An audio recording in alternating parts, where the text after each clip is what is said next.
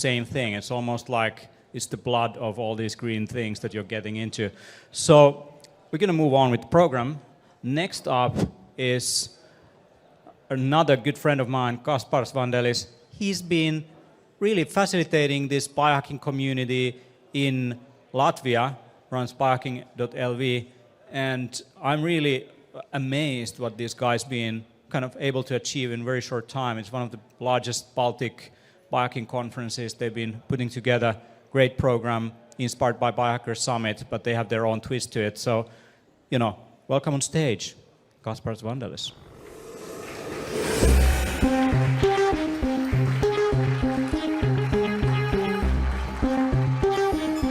Hey, stage is yours, man. Here's the remote. Here we go.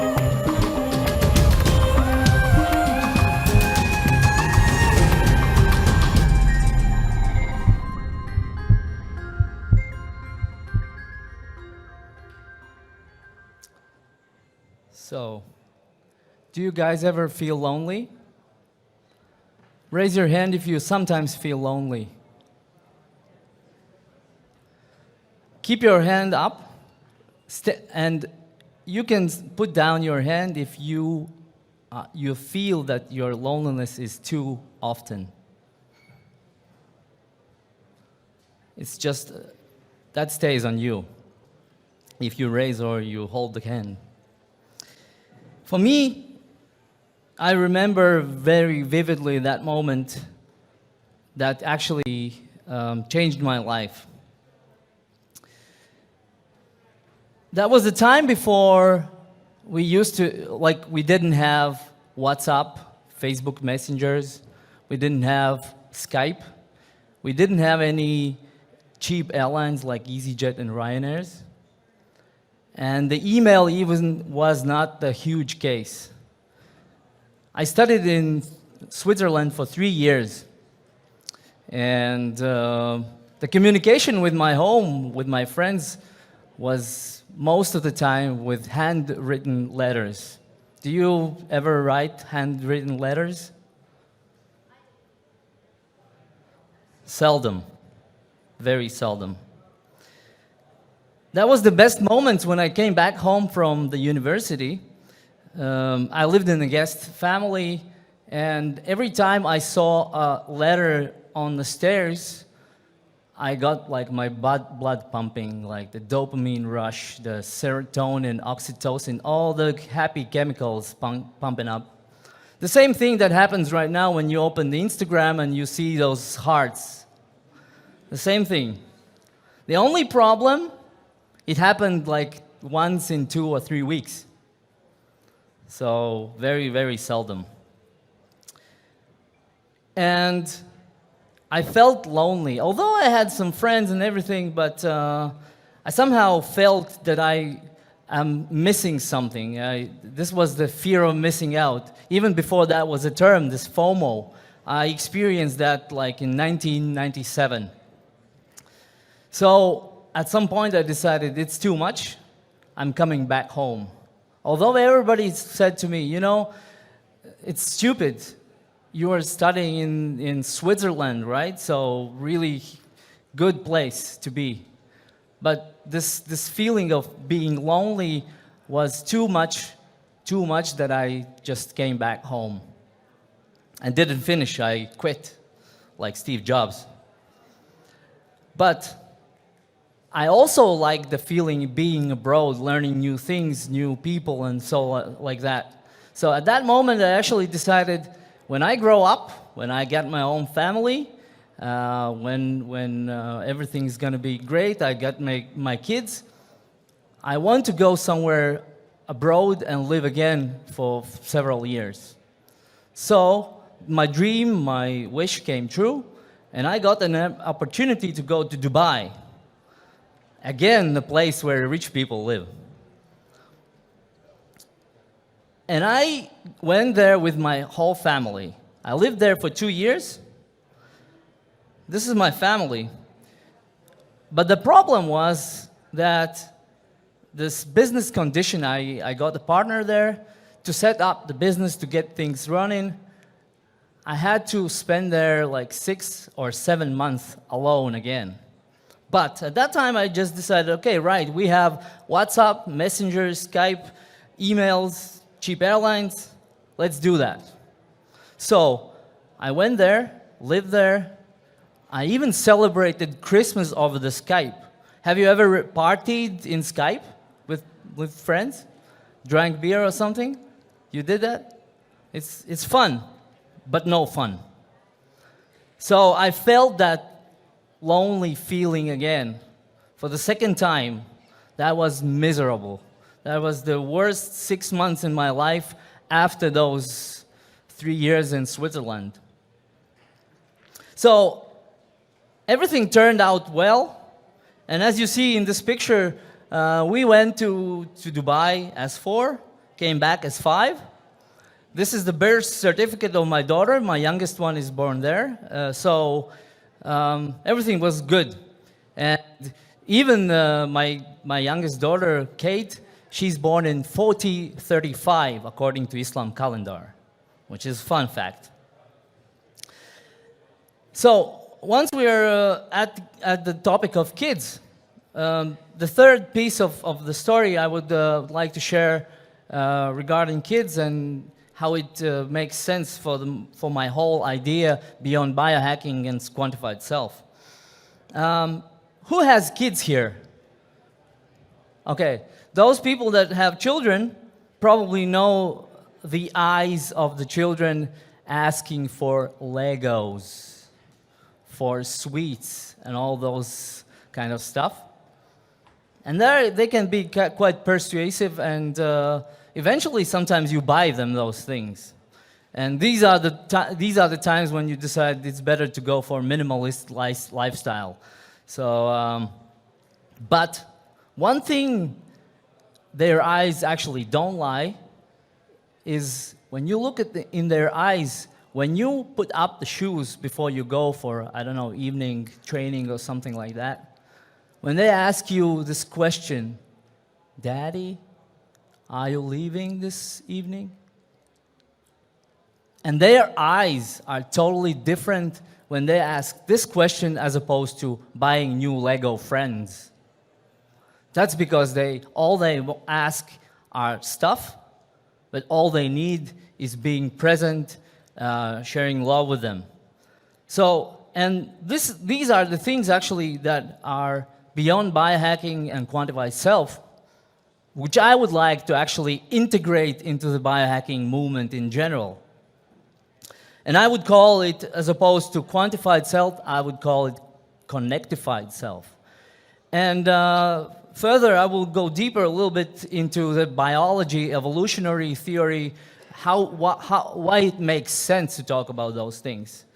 And don't get me wrong, I'm actually all about biohacking, self-improvement, attaching your head to the wires and neurofeedback and doing this test and that test and measuring blood ketones and measuring sleep and lab tests or whatever. But besides that, which is very important, but besides that, there are very, very low-hanging fruit as well. In the sense that that can, by just doing few simple things, we can actually improve our health, our well-being to the highest heights. And that would address actually also the mental problems that we actually experience lately. The increasing rates of depression, the anxiety, and all the other mental illnesses, which could actually be addressed by the points that I'm gonna share further. And the increasing rates of the loneliness. I was already explaining you about my personal story, but you also raised hands because you also sometimes experience loneliness.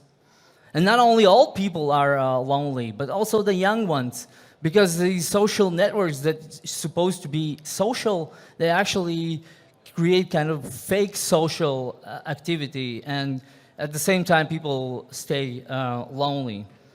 And also some studies show that loneliness can be actually quite a serious cause of mortality and bad health. And the loneliness, even if it's combined with drinking and eating too much, that is totally bad. I hope it's not air polluting. And by observing the longevity, the cases of longevity, when we look at the places where people live the longest, you probably are familiar with the blue zones concept. Are you? So this is a nice thing, and I'm not revealing something totally new, but also when you look at those common things that is typical for those villages where the high density of centurions live, one of the very important things is that they have a purpose for living. They live in a community, they have their self-worth attached to the lifestyle in general. Why is that people die or suddenly get bad health when they retire, when they quit working?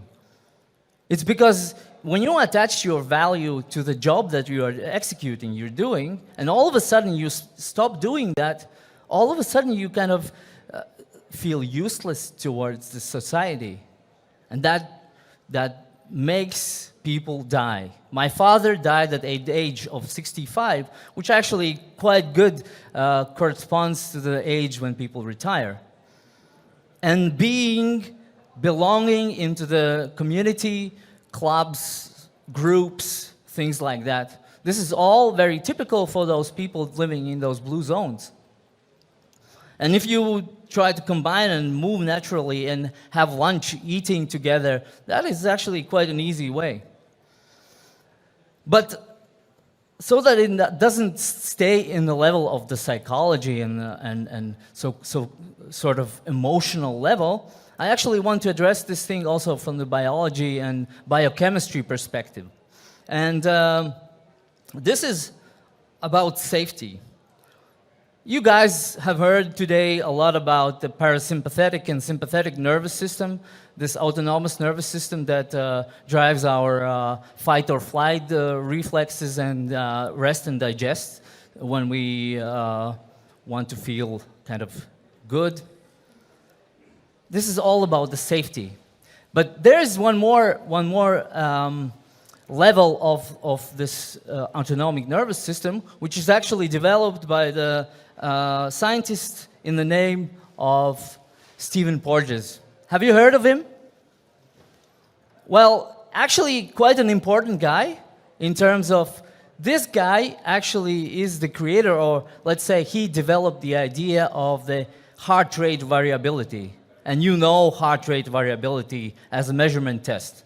So this guy is the author of the idea, but he's also the author of the idea of the polyvagal theory, which says that not only we have the sympathetic and parasympathetic nervous system, which is rest and digest, fight or flight, but also the shutdown and freeze mode, which is the most ancient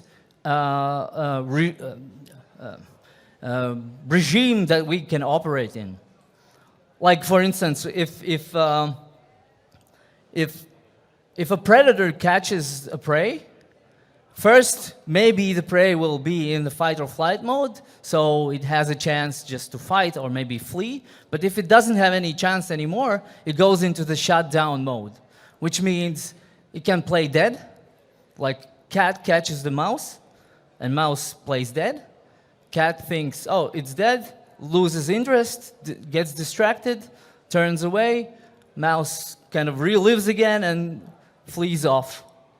That's the basic idea. But the problem is also that we live in a daily life when we have all those different stimuli from, I don't know, bus shouts, car traffic and things like that. And as I say, it's an autonomous nervous system, so we cannot control that. And we get into this shutdown mode when our metabolism slows down, the emotions get slowed down, and we don't feel that good anymore. Our face expression is like numb and things like that. And that's where the depression comes in. This is the thing where people say, I know all the things that needs to be done in order to live healthy, but I cannot do anything. That's because they are in this shutdown mode. Now, I want to talk a little bit about what to do about that. And this explains how these mechanisms are built into us just to protect us. Our main goal in life is just to multiply, to spread our genes further. And in order to do that, we need to be safe at all times. So this mechanism is built for us just to survive, so that we can have sex, eat, and sleep. So, from an evolutionary perspective, it's actually just one example how that works and what we can implement in our daily life. Like for instance, here you can see this is our ear bone, and in mammals and human beings, this ear bone is detached from the skull. As opposed to reptilians, it's still attached to the skull, which means we can actually hear the highest frequency tones and the low frequency tones, where those reptilians hear only the low frequency tones, which is usually associated to the predator sound. What that means is that we can actually make us feel better, and again, it's all about the safety, all about the homeostasis of security. We always want to be in that state where we feel the most secure, and our nervous system thinks that. So, whenever we, like the monkeys, when they see the snake, all they do is predators don't hear that. Only other monkeys hear that. So, this high frequency tone is associated with a safety, or at least with a message of safety. So, actually, that works with the sound when we want to talk to our kids. That's why actually the ladies are a little bit better than the men talking to the small children, because they have higher pitch voices. And so, guys, if you want to make more connection to your children, just try to raise your voice a little bit, like ah. You know, like the fairy tales, the angry wolf and the rabbit. So this works like that. So basically, all you need is talk in a high frequency voice, play some nice music, some healing sounds, and that works on the biological level. Of course, breathing, it's the direct connection with our nervous system. You can train your sympathetic nervous system, and also at the same time get yourself out of these freeze and shutdown mode and being in uncomfortable situations. Do you think it's comfortable here? A common misconception is that those people that go into the cold water, they don't have cold. Far from truth. It's just the face for photo. So being comfortable with discomfort, that's what creates and gives you a new stimuli to your nervous system. And if you combine that with deep breathing, that creates a new neuronal pathways just to get yourself out of the shutdown mode, out of the free fight or flight mode.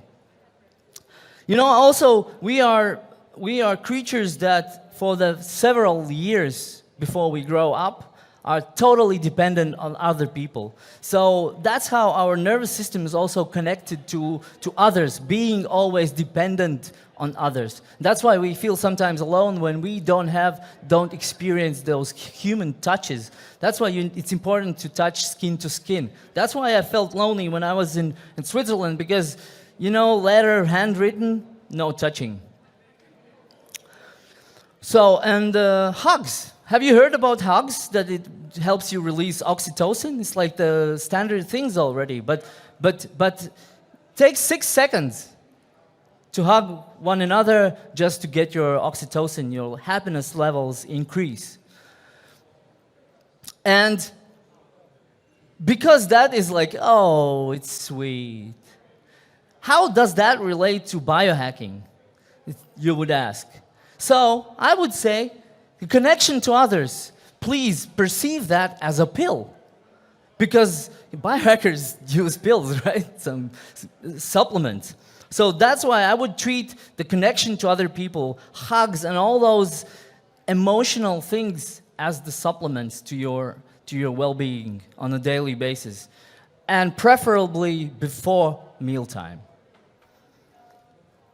And because I realized that this connection thing, this is the picture where we are only 4, but we were actually 7 childhood friends who decided we turned 40 this year, and instead of doing the 40-year anniversary, we decided to go somewhere for a travel. So we went to Georgia, and we had some nice connection, even though we don't have much interest in common right now, but that was a good experience just to relive the childhood things and maybe find new connections along with gluten and beer. Sorry.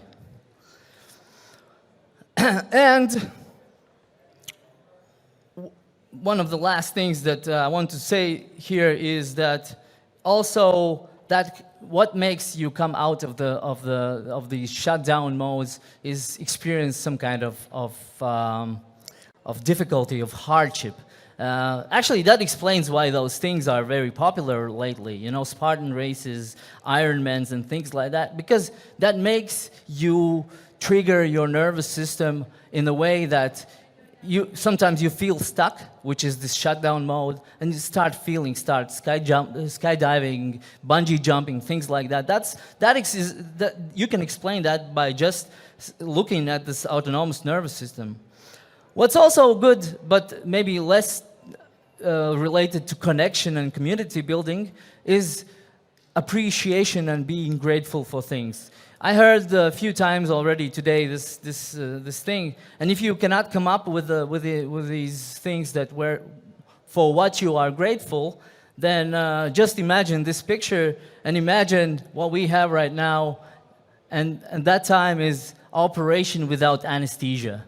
So at least this one, and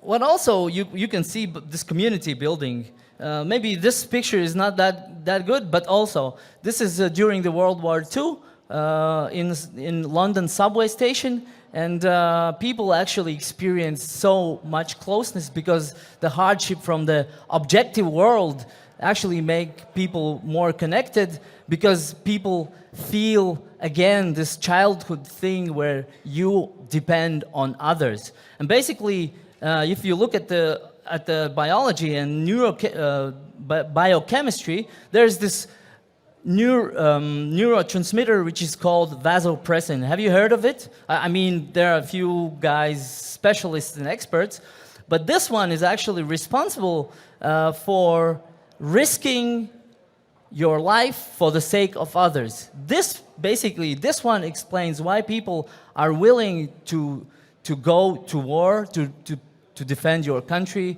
why you would step into the fight just to protect your family, and things like that. So basically, this is the ultimate social neurotransmitter. And this gets released when we are being together with other people. And this picture is from the January 1991 in Riga.